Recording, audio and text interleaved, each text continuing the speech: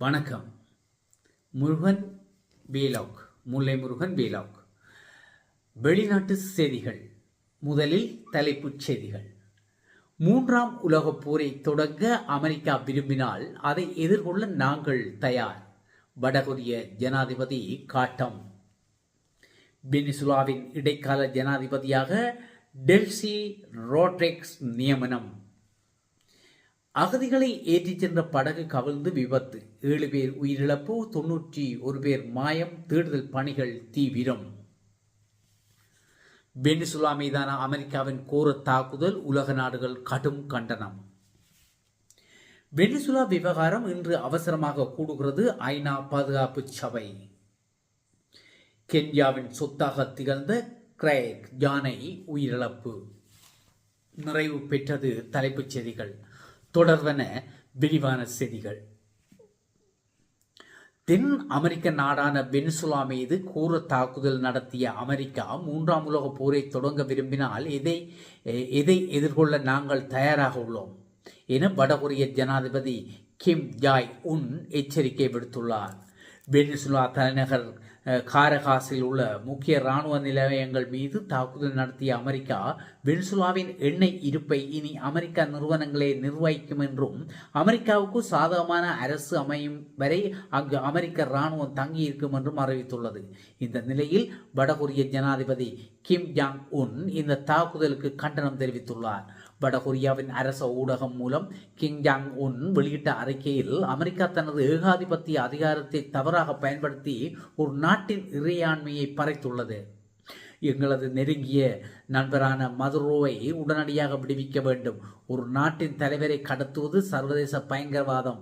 America உலக நாடுகளுக்கு பாடம் சொல்லும் தகுதியை இழந்துவிட்டது. இது ஒரு காட்டு மிராண்டித்தனமாக செயல்.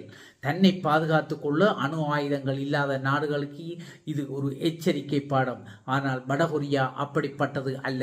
எங்களது நட்பு நாடுகளுக்கு ஆபத்து ஏற்பட்டால் நாங்கள் வேடிக்கை பார்க்க மாட்டோம். ட்ரம்பின் இந்த செயல் உலகை மற்றொரு பேரழிவை நோக்கி தள்ளுகிறது. மூன்றாம் உலகப் போர் தொடங்க அமெரிக்கா விரும்பினால் அதை எதிர்கொள்ள நாங்கள் தயார். எங்களது ஏவுகணைகள் சரியான இலக்கை நோக்கி தயாராக உள்ளன. உலக நாடுகள் அனைத்தும் ஒன்று சேர்ந்து அமெரிக்காவின் இந்த அராஜக போக்கை எதிர்க்க வேண்டும். இல்லையெனில் அடுத்த இலக்கு நீங்களாக கூட இருக்கலாம். ட்ரம்ப் நெருப்போடு விளையாடுகிறார். மதுரோவின் கைது என்பது ஒரு தனி மனிதனின் கைது அல்ல, அது உலக நாடுகளின் சுதந்திரத்தின் மீதான தாக்குதல். இதற்கான விலையை அமெரிக்கா மிக கடுமையாக கொடுக்க வேண்டியிருக்கும் என்றும் தெரிவித்தார். வெனிசுலா மீது நேற்று முன்தினம் திடீர் தாக்குதல் நடத்திய அமெரிக்கா அந்நாட்டு ஜனாதிபதி நிக்கோ சஸ் மதுரோ மற்றும் அவரது மனைவியை சிறைபிடித்தது. அவர்கள் அமெரிக்காவுக்கு நாடு கடத்தப்பட்டதாக அமெரிக்க ஜனாதிபதி ட்ரம்ப் அறிவித்தார். மேலும் வெனிசுலா எண்ணெய் இருப்பை இனி அமெரிக்க நிறுவனங்களே நிர்வகிக்கும் என்றும் அமெரிக்காவுக்கு சாதகமான அரசு அமையும் வரை அங்கு அமெரிக்க இராணுவம் தங்கி இருக்கும் என்றும் ட்ரம்ப் அறிவித்துள்ளார். வெனிசுலாவில் பதட்டமான சூழல் நிலவுவதால் அங்கு அவசர நிலை பிரகடனப்படுத்தப்பட்டுள்ளது. இந்த நிலையில் வெனிசுலாவின் இடைக்கால ஜனாதிபதியாக தற்போதைய துணை ஜனாதிபதி டெல்சி ரோட்ரிக்கை நியமித்து அந்நாட்டு உச்ச நீதிமன்றம் உத்தரவிட்டுள்ளது. முன்னதாக வெனிசுலா துணை ஜனாதிபதி டெல்சி அரசு தொலைக்காட்சியில் தோன்றி நாட்டு மக்களுக்கு உரையாற்றினார். அப்போது அவர் தெரிவிக்கையில் வெனிசுலாவின் ஒரே ஜனாதிபதி நிக்கோலஸ் மதுரோ மட்டும்தான். அவரை உடனடியாகவும் நிபந்தனையின்றியும் அமெரிக்கா விடுதலை செய்ய வேண்டும். எங்கள் நாட்டு மக்களை பாதுகாக்க அனைத்து பாதுகாப்பு படைகளையும் நாங்கள் தயார் நிலையில் வைத்துள்ளோம் என்றார். காம்பியா நாட்டில் புலம்பெயர்ந்தோரை ஏற்றிச் சென்ற படகு கவிழ்ந்து விபத்துக்குள்ளானதில் 7 பேர் பலியாகியுடன் 91க்கும் மேற்பட்டோர் மாயமாக மறைந்துள்ளனர். ஆப்பிரிக்க நாடான காம்பியாவை சேர்ந்த இளைஞர்கள் வேலை தேடி ஐரோப்பிய நாடுகளுக்கு செல்வது வழக்கம். அவர்கள் அத்திலாந்திக் கடல் வழியாக படகுகளில் ஆபத்தான முறையில் சட்டவிரோதமாக பயணம் மேற்கொள்கின்றனர். அப்படி பயணிக்கும் படகுகள் விபத்தில் சிக்குவது தொடர்கதையாக உள்ளது. இந்நிலையில் 200க்கும் மேற்பட்டோர் சென்ற படகு ஒன்று வடமேற்கு காம்பியாவின் நார்த் பேங்க் பகுதியில் உள்ள ஜினாக் அருகே கவிழ்ந்தது. இதில் 102 பேர் உயிருடன் மீட்கப்பட்டுள்ளனர். 7 பேர் உயிரிழந்துள்ளனர். காணாமல் போன மற்றவர்களை தேடும் பணி தீவிரமாக நடைபெற்று வருகிறது.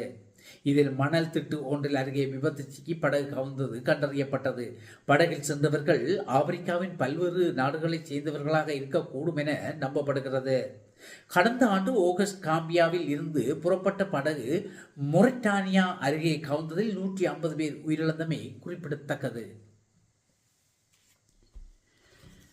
வெனிசுலா மீது நேற்று முன்தினம் திடீர் தாக்குதல் நடத்திய அமெரிக்கா அந்நாட்டு ஜனாதிபதி நிக்கோலஸ் மதுரோ மற்றும் அவரது மனைவியை கைது செய்து சிறையில் அடைத்துள்ளது. இந்த தாக்குதலுக்கு ரஷ்யா, ஈரான் மற்றும் ஐரோப்பிய நாடுகள் கடும் கண்டனத்தை தெரிவித்துள்ளன. வெனிசுலா மீதான அமெரிக்காவின் தாக்குதலுக்கு ரஷ்யா, ஈரான் மற்றும் ஐரோப்பிய நாடுகள் கண்டனம் தெரிவித்துள்ளன. வெனிசுலாவில் இருந்து அமெரிக்காவுக்கு போதைப்பொருள் கடத்தப்படுவதாகவும் இதற்கு வெனிசுலா ஜனாதிபதி நிக்கோலஸ் மதுரோ உடந்தையாக இருப்பதாகவும் அமெரிக்க ஜனாதிபதி டொனால்ட் ட்ரம்ப் குற்றம் சாட்டி வந்தார். இதை அடுத்து வெனிசுலா படகுகள் மீது அமெரிக்கா ராணுவம் தாக்குதல் நடத்தி வந்தது. வெனிசுலாவை சுற்றி கரீபியன் கடல் பகுதியில் அமெரிக்கா தனது படைகளை குவித்தது.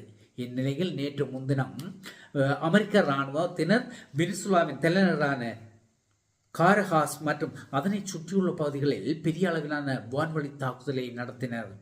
காரகாஸில் உள்ள முக்கிய இராணுவ தளமான பியூடே தியூனா, லா ஹார்லோட்டா விமான தளம் மற்றும் லா குவைரா துறைமுகம் உள்ளிட்ட பல இராணுவம் மற்றும் உட்கட்டமைப்பு இடங்கள் தாக்கப்பட்டன.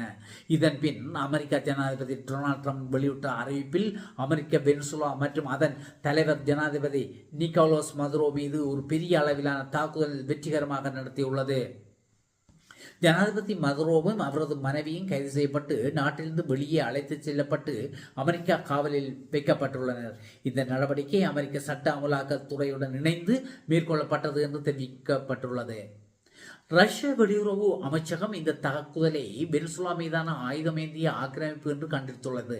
இது சர்வதேச சட்டங்களை மீறும் செயல் என்றும் தங்களின் அரசியல் சித்தாந்தத்துக்காக அமெரிக்கா இத்தகைய செயலில் ஈடுபட்டுள்ளதாகவும் குற்றம் சாட்டியுள்ளார்.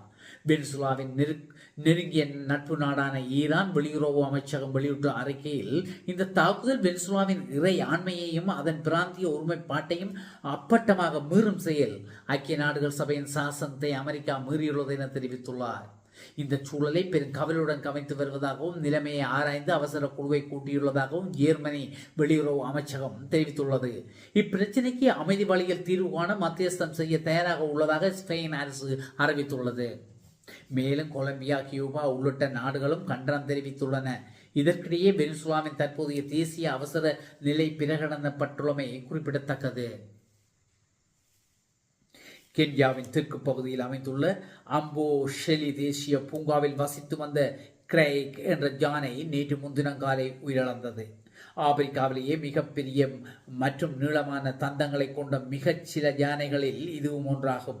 இதன் ஒவ்வொரு தந்தமும் சுமார் 45 கிலோவுக்கும் அதிகமான எடை கொண்டவை என்பதுடன் தந்தங்கள் தரையை தொடும் அளவுக்கு மிக நீளமானவை. வேட்டைக்காரரிடமிருந்து இந்த அரிய வகை யானையை பாதுகாக்க கென்யா வனவள திணைக்களம் மற்றும் மஷாய் சமூகத்தினர் 24 மணி நேரமும் தீவிர கண்காணிப்பில் ஈடுபட்டு வந்தனர். இந்த யானை தந்தங்களுக்காக வேட்டையாடப்படும் அபாயத்தை தாண்டி தனது வாழ்நாளை முழுமையாக வாழ்ந்து இயற்கை மரணம் அடைந்தது.